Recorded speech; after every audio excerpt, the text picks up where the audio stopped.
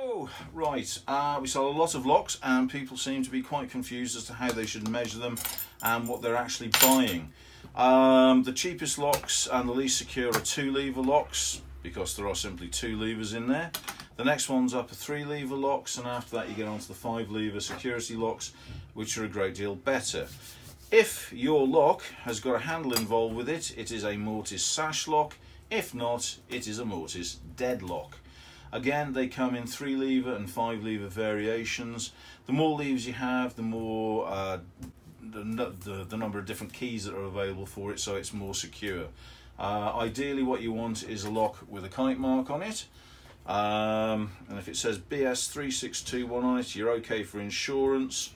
And again, the face plates basically come either brass or silver as normal. There are more colours available, but the vast majority are going to be brass or silver.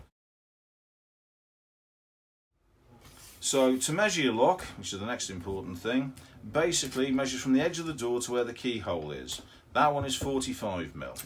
That one is going to be 55mm, and essentially that tells us what size lock you've got, because rather annoyingly that is a 64mm lock and that is a 76mm lock.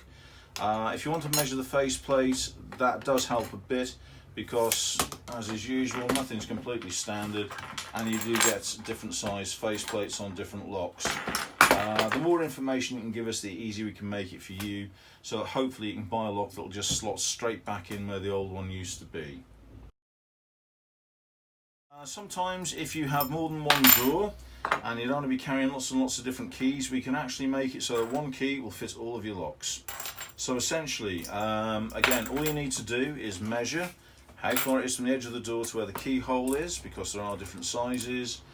Work out whether you want a brass or a silver faceplate on your lock and let us know, and how many of them are deadlocks and how many are sash locks.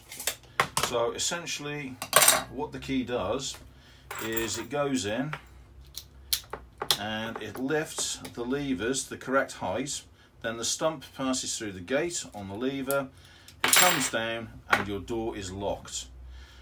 Again, if you use the wrong key, obviously it will not lift the levers to the correct height and therefore your door doesn't open, so you can only use the one key in your lock.